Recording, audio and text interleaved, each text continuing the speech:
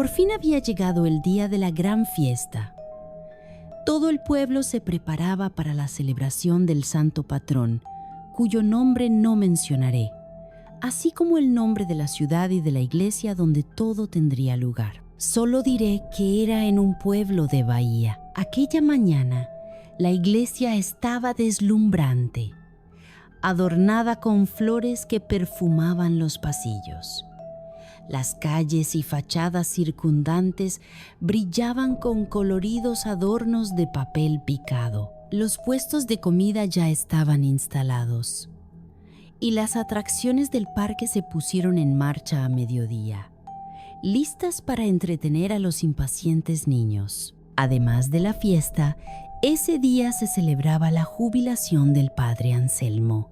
Su cuerpo ya no aguantaba largas ceremonias y su voz, antaño imponente, sonaba ahora cansada. Había llegado el momento de un merecido descanso. En su lugar, el padre Mauricio, un nombre desconocido para todos, se haría cargo de la parroquia. Pero aquella tarde, durante la misa solemne, sería presentado oficialmente a la comunidad. El antiguo convento de las monjas sería su nuevo hogar. Nos apresuramos a organizarlo, pues el tiempo corría en nuestra contra. Una vez terminados los preparativos, nos dirigimos a la iglesia para ultimar los últimos detalles de la misa. Allí encontramos al padre Anselmo en la puerta principal, rodeado de fieles, recibiendo palabras de agradecimiento y despedida. Todo el pueblo quería demostrarle su afecto, porque al final de la celebración partiría para Aparecida do Norte. Fue en ese momento cuando apareció un hombre cargado con una maleta.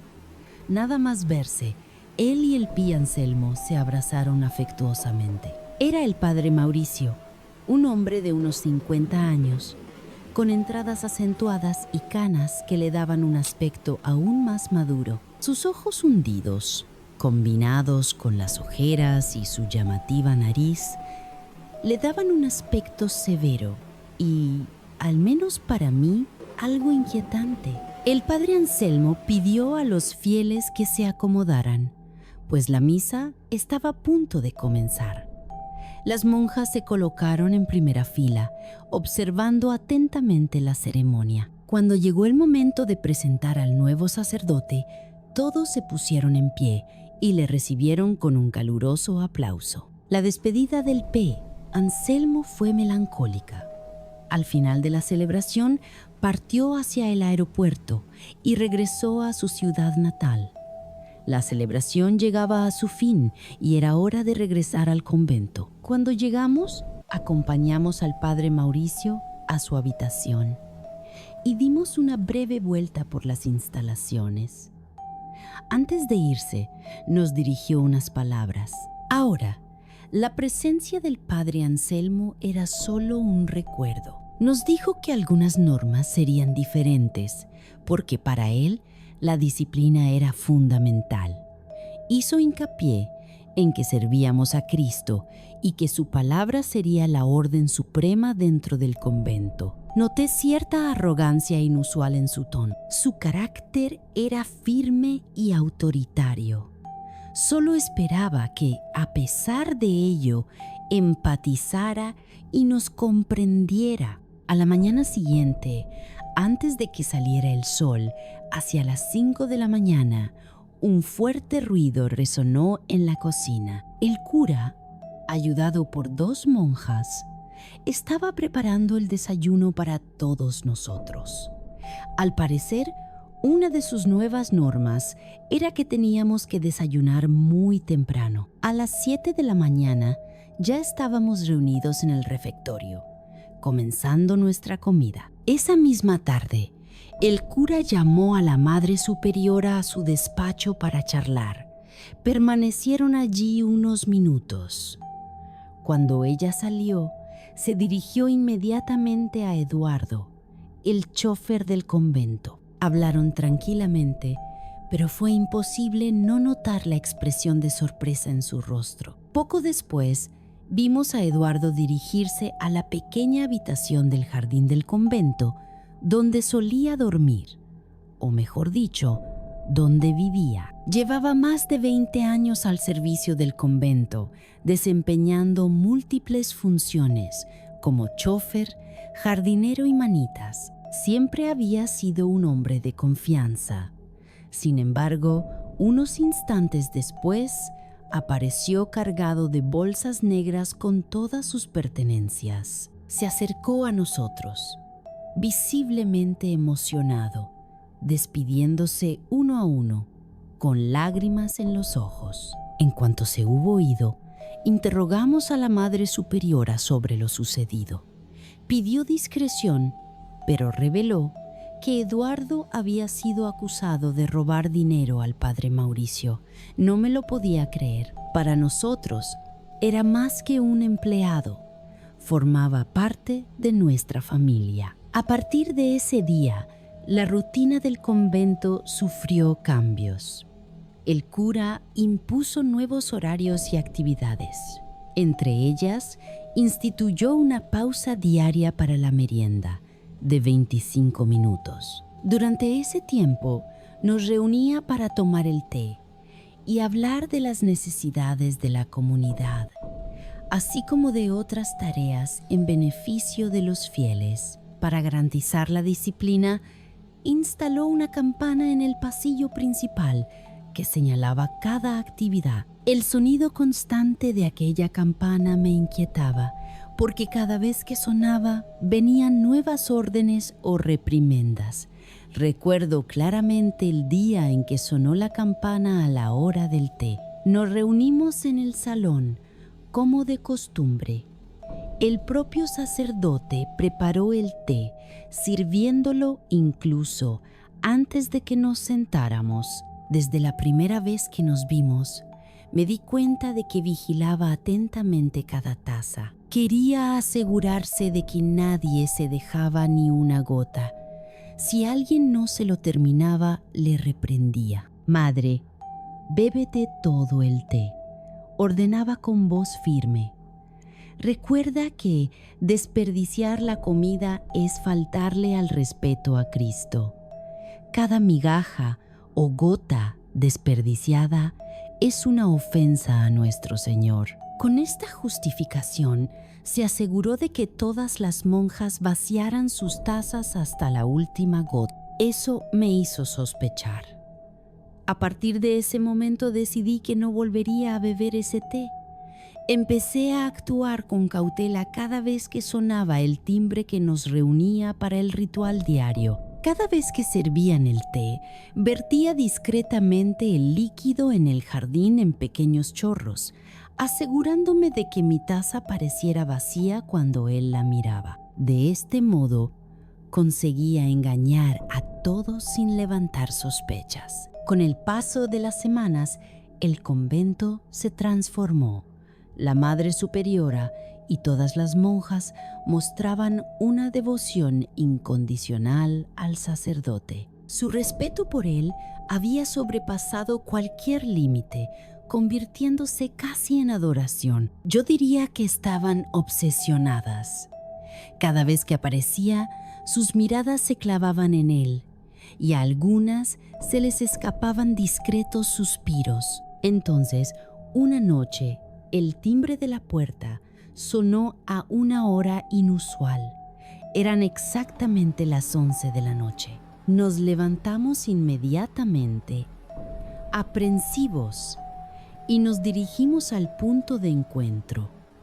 Algo malo debía estar pasando. Cuando llegamos, encontramos al cura con expresión sombría, los rasgos rígidos por el descontento.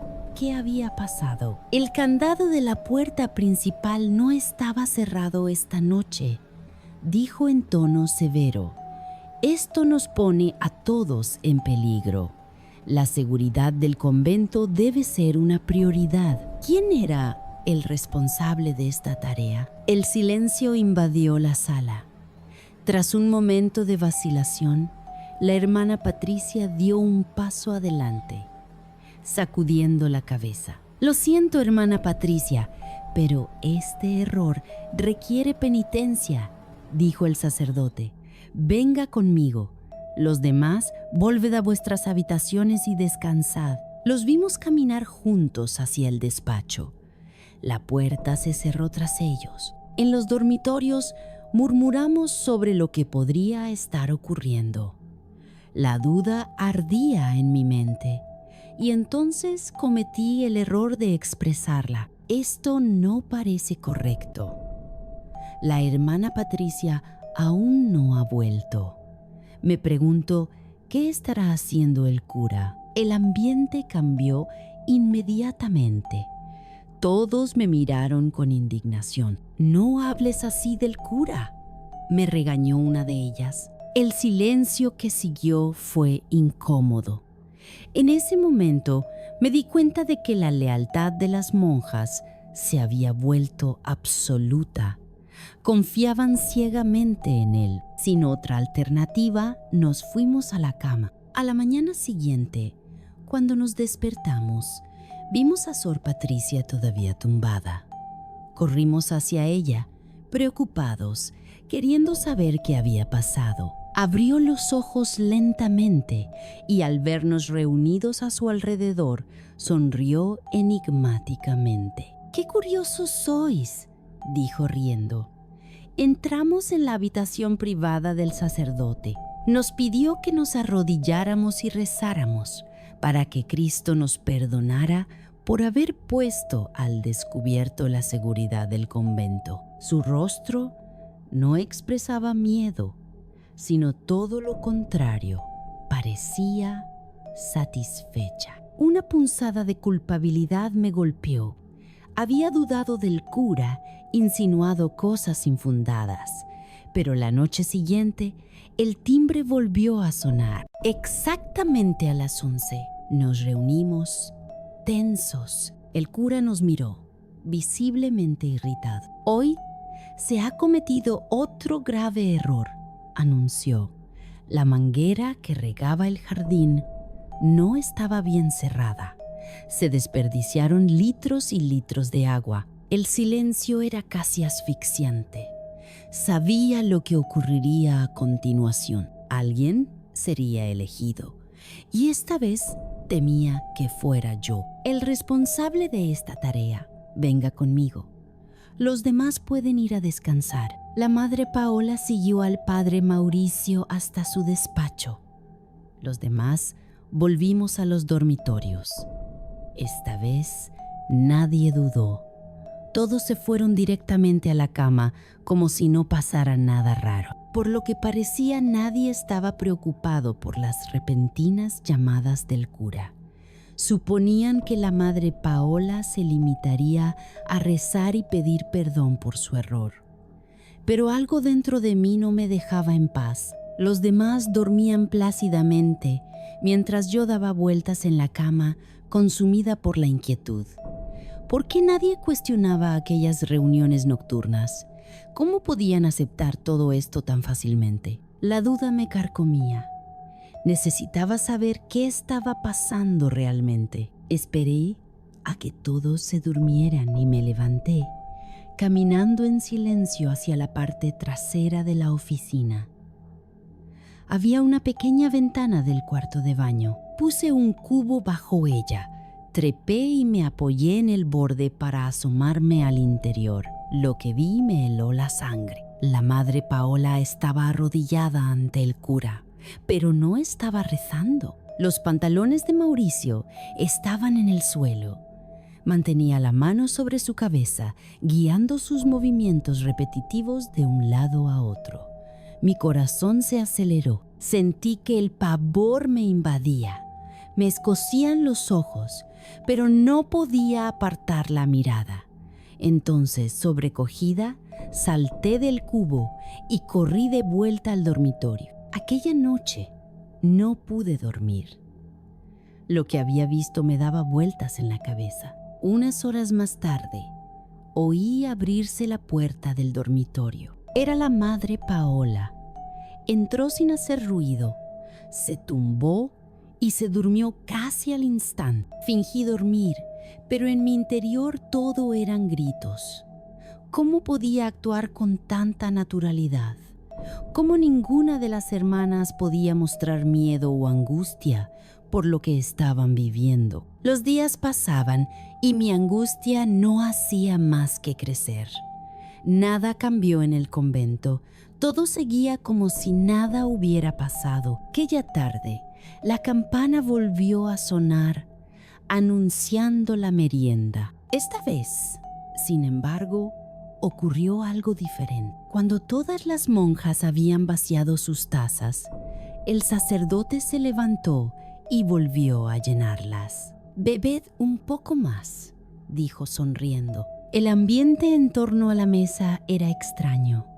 Las monjas se agolpaban a su alrededor, escuchando sus palabras con fascinación. Yo observaba en silencio, intentando ignorar lo que veía, pero era imposible no darse cuenta. Le miraban de otra manera. No era solo respeto, era devoción y algo más, algo que me dio náuseas. Esa noche, el timbre volvió a sonar a las 11. Nos volvimos a encontrar en el vestíbulo y la mirada del cura era la misma de siempre. «Estoy decepcionado», dijo con voz solemne. «Cada día hay que pagar más penitencias. Sé que a Cristo en el cielo también le entristecen estos errores». El silencio era absoluto. Hoy me he dado cuenta de que los 2 altares de nuestra patrona están cubiertos de polvo, continuó. Se me revolvió el estómago. Sabía lo que venía a continuación. Una vez más, alguien sería elegido. Podría esconderme. Las flores están marchitas.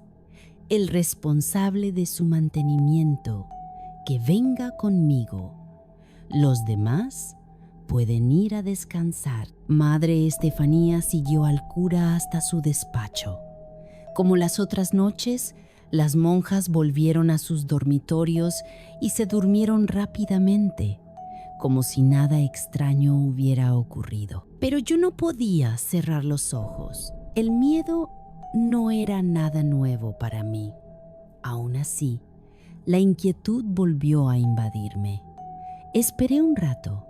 Luego me levanté y me acerqué a la pequeña ventana del cuarto de baño que había junto al despacho. Me subí al cubo y me estiré para observar lo que ocurría dentro. Y una vez más, me invadió el horror.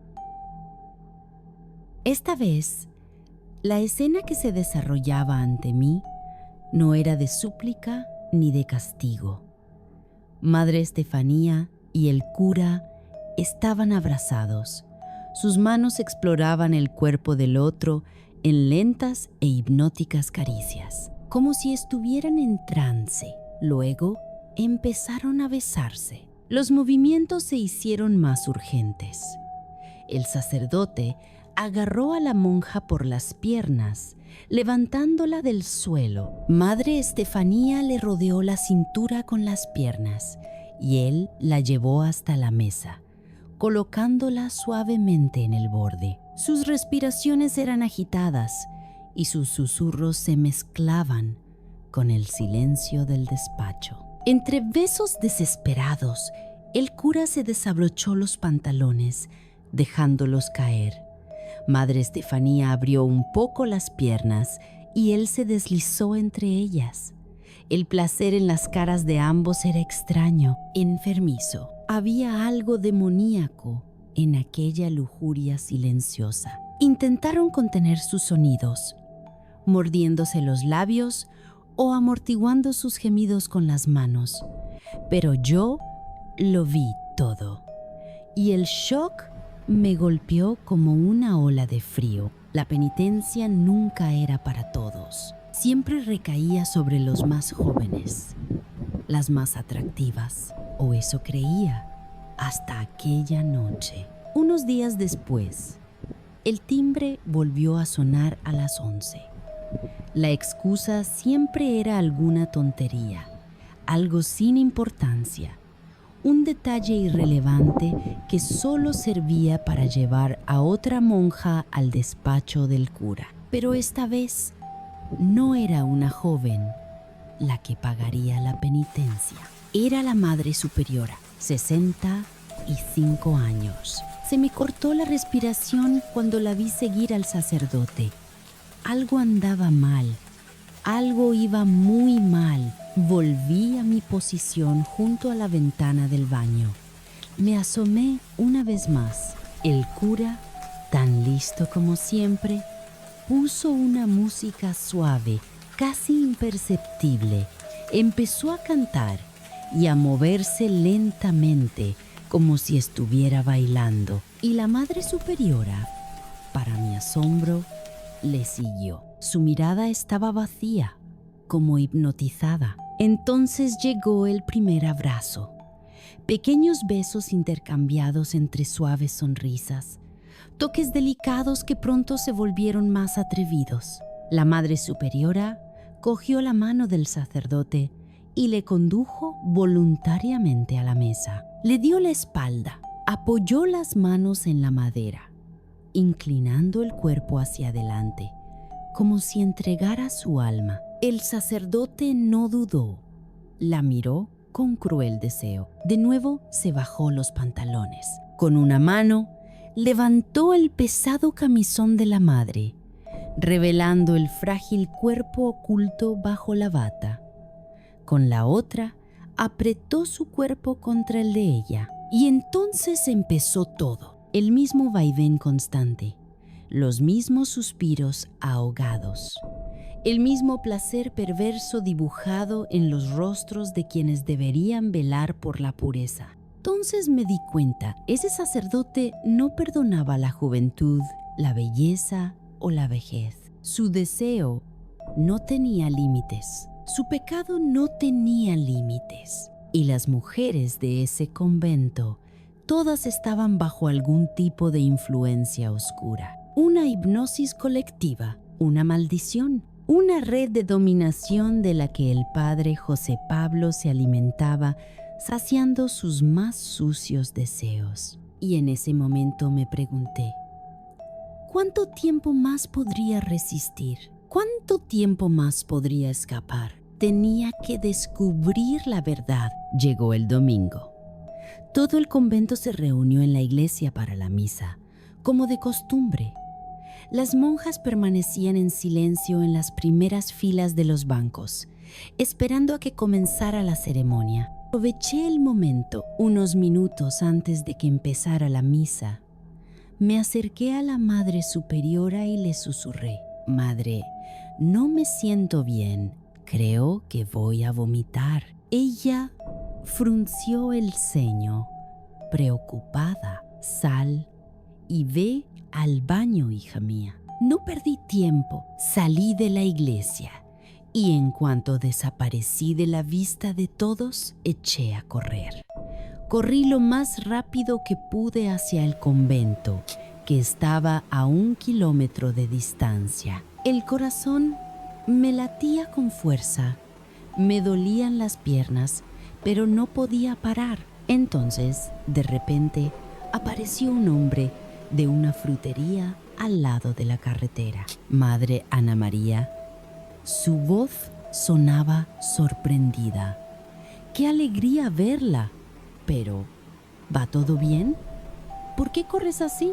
Era Juliano. Fue la primera vez que sentí un poco de alivio. Juliano, por favor, ayúdame. Necesito llegar al convento lo antes posible. Te lo explicaré por el camino. Juliano no lo dudó.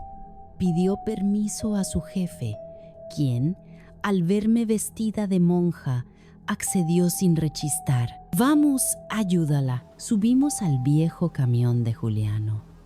El motor rugió y arrancó, levantando polvo por el camino de tierra. El corazón me latía cada vez más deprisa. Por fin llegamos al convento. Sin perder tiempo, corrimos a la habitación del cura. Necesitábamos una pista, una prueba, algo que nos revelara la verdad sobre lo que estaba ocurriendo allí. Fue entonces cuando mis ojos divisaron un armario de madera de tamaño mediano. Estaba cerrado. Juliano, ¿puedes abrirlo? Sacó una navaja del bolsillo y con manos firmes forzó la cerradura. Durante unos minutos el metal se resistió, crujiendo bajo la presión, hasta que cedió con un chasquido seco. Contuvimos la respiración mientras abríamos las puertas del armario. Lo que vimos nos hizo retroceder instintivamente. Dentro había una estatua grotesca, una cabra, sentada en posición de loto. Su cuerpo era humano, pero su cabeza y sus largos y retorcidos cuernos eran los de un animal. En el centro de su frente había una estrella de 5 puntas invertida. Tenía una mano levantada y la otra apoyada en la cintura en un gesto ritual. Y eso no era todo. Alrededor de la estatua había varios libros apilados. Uno me llamó inmediatamente la atención: Maleus Maleficarum, el martillo de las brujas. Otros trataban de masonería y brujería. En el fondo del armario había un frasco de cristal oscuro, cerrado con una tapa de corcho. Una etiqueta en latín estaba pegada al vidrio: Anima Vender. Lo traduje mentalmente: jugo de almas. Tenía sentido. El padre Mauricio no era solo un hombre corrupto.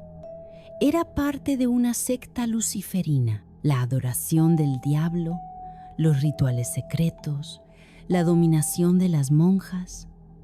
Todo estaba conectado. Esa botella, ese líquido, eso es probablemente lo que mezclaba en el té servido a las monjas cada tarde.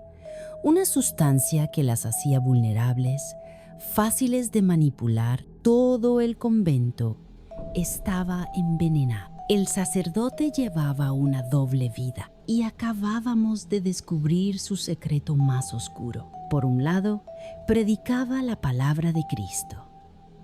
Por el otro, adoraba a Lucifer. Respiré hondo. Tenía que tener cuidado. Con cuidado, puse todo en su lugar. Cerré las puertas del armario, cerré el candado y me aseguré de que nada parecía haber sido manipulado. Salimos de la habitación del padre Mauricio y abandonamos el convento a toda prisa.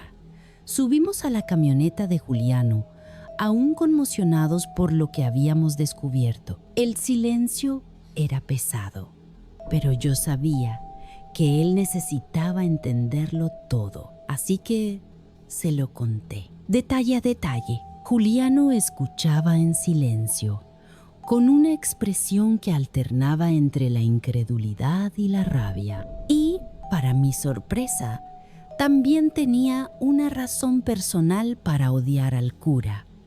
Mauricio había mentido para que le echaran del trabajo. Ahora tenía sentido. El cura no quería a Juliano cerca, pero lo peor estaba por llegar. Cuando le revelé que todas las noches a las 11 de la noche sonaba la campana y se llevaban a una monja al despacho del cura, Juliano contuvo la respiración. Sus puños se cerraron sobre el volante.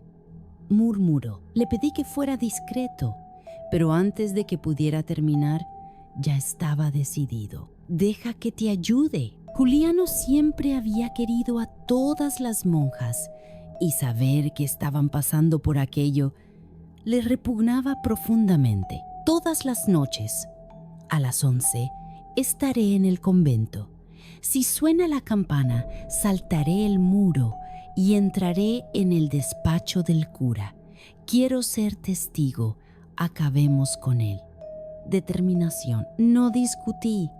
Lo necesitaba a mi lado. Me llevó de vuelta a la iglesia. Bajé del camión y sin levantar sospechas, volví a mi asiento en el banco frente al altar. Llegué 5 minutos antes de que terminara la misa. La Madre Superiora no tardó en salir a mi encuentro. ¿Estás mejor, hija mía? Forcé una pequeña sonrisa. Sí, madre, un poco mejor. Terminó la misa y, como de costumbre, ayudé al padre Mauricio a organizar sus cosas. Volvimos todos juntos al convento, como si nada hubiera pasado. Comenzó la espera. Pasaron 2 días. La campana permaneció en silencio, pero la tercera noche sonó. El sonido atravesó la oscuridad como una hoja fría. Nos reunimos alrededor, fingiendo normalidad. El padre Mauricio apareció poco después, irritado. Siempre ponía excusas.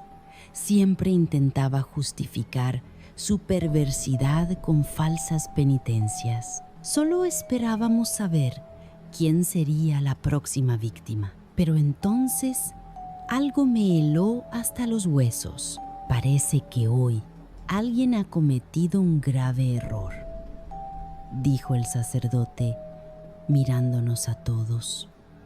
La persona encargada de limpiar las botellas de vino consagrado dañó varios corchos. Se derramó mucho vino. Algunas botellas quedaron vacías. Sentí que se me hundía el estómago. La persona encargada de limpiar las botellas era yo. Miré al padre Mauricio con incredulidad. Es imposible. ¿Tiene que haber algún error? Mi voz resonó en la sala. El silencio cayó como una losa. Las monjas me miraron fijamente, sorprendidas de que me atreviera a contradecir al cura. Pero para mi horror, ninguna de ellas parecía temer la penitencia. Al contrario, sus miradas estaban llenas de adoración y deseo. Querían ser elegidos. Pasara lo que pasara, el sacerdote mantenía el semblante sereno, pero sus ojos brillaban con algo oscuro. No discutas, dijo, acercándose. Venid conmigo. Los demás podéis iros a descansar. Se me aceleró el corazón. Sentí las miradas de las otras monjas clavándose en mi espalda mientras caminaba junto a él hacia su despacho. En cuanto cruzamos el umbral, cerró la puerta tras nosotros, echando el pestillo. El aire parecía denso, cargado. Madre Ana María, acérquese, ordenó, con voz suave pero cargada de autoridad.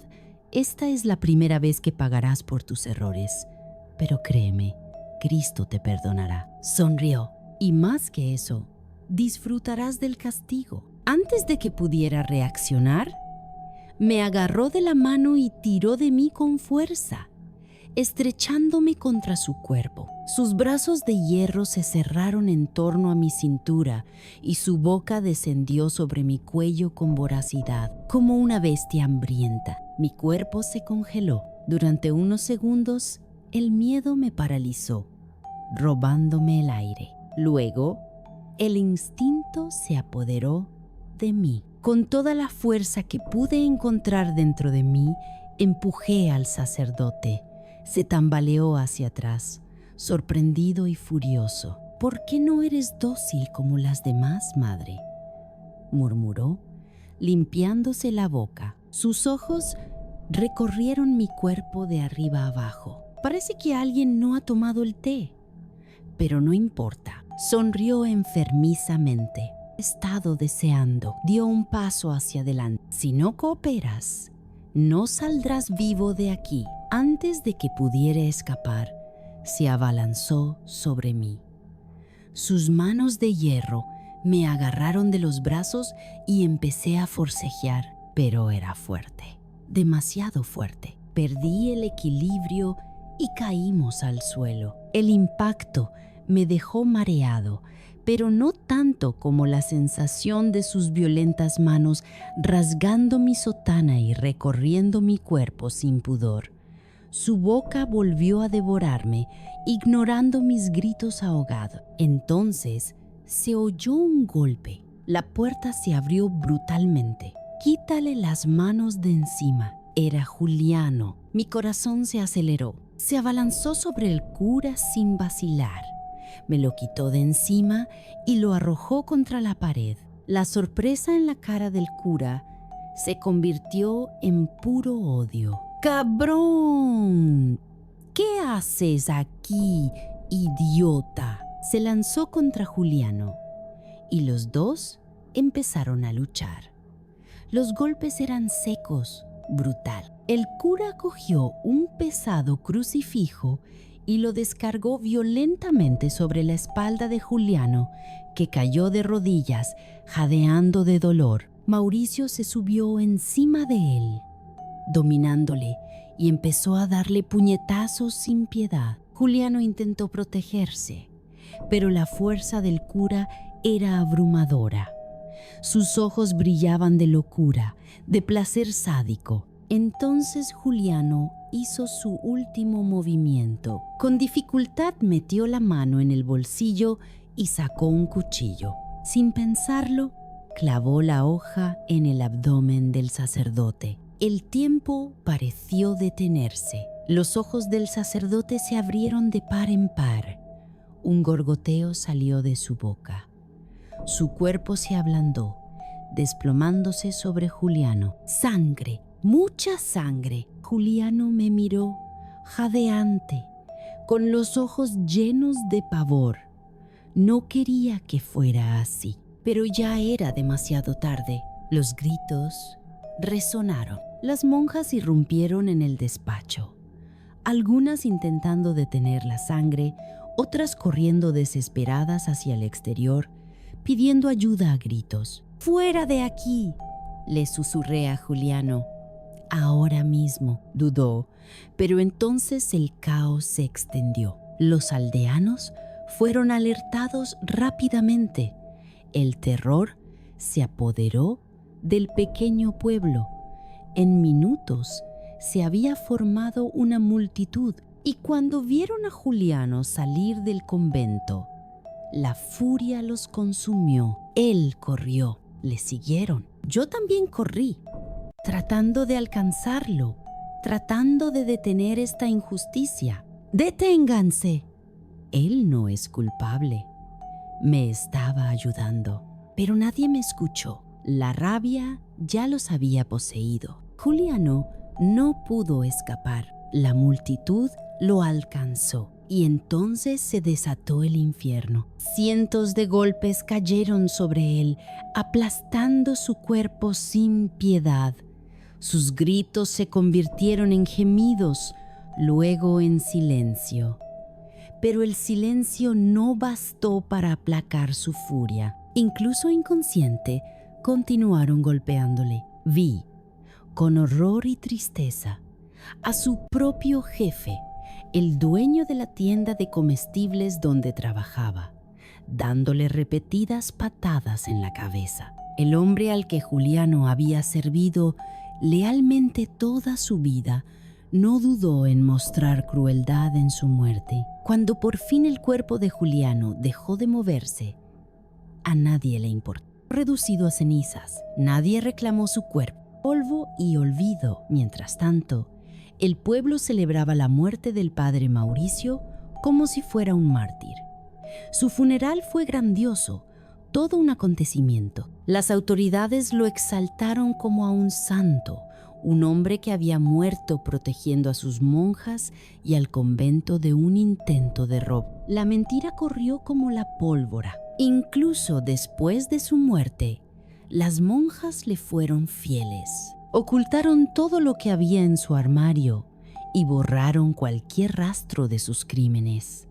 Ninguna de ellas denunció los abusos, rituales y perversiones que practicaba. Al contrario, apoyaron la farsa. Nadie reveló el monstruo que realmente era. Era como si aún estuvieran bajo el efecto de algún hechizo. Sabía que decir la verdad no serviría de nada. Si les contaba lo que realmente había pasado, pensarían que estaba loca. Pero las consecuencias llegaron. La madre Paola y otra monja se quedaron embarazadas. Los bebés nacidos fueron adoptados por el convento como si fueran huérfanos abandonados en la puerta. Esa era la historia oficial. Niños abandonados acogidos por caridad. Un secreto bien guardado. Años más tarde, descubrí que otro convento dirigido por el padre Mauricio había sido demolido. En los jardines encontraron restos de fetos abortados, enterrados como basura. Estaba claro que el cura se había pasado la vida manipulando, corrompiendo y utilizando a las monjas para sus rituales. El pueblo no importaba, el convento no importaba. El mal siempre le acompañaba. La decepción y el dolor que experimenté en aquel lugar me hicieron tomar una decisión. Dejaría los hábitos. Sigo siendo devota de Cristo. Sigo creyendo en la fe que me guió durante tanto tiempo, porque sé que no todos los sacerdotes son como él. El padre Mauricio predicaba la palabra de Cristo y de Lucifer, mientras se sumergía en las tinieblas de la brujería. Hombres de Dios, esta es mi historia. Este es mi testimonio. Nos vemos en el próximo video.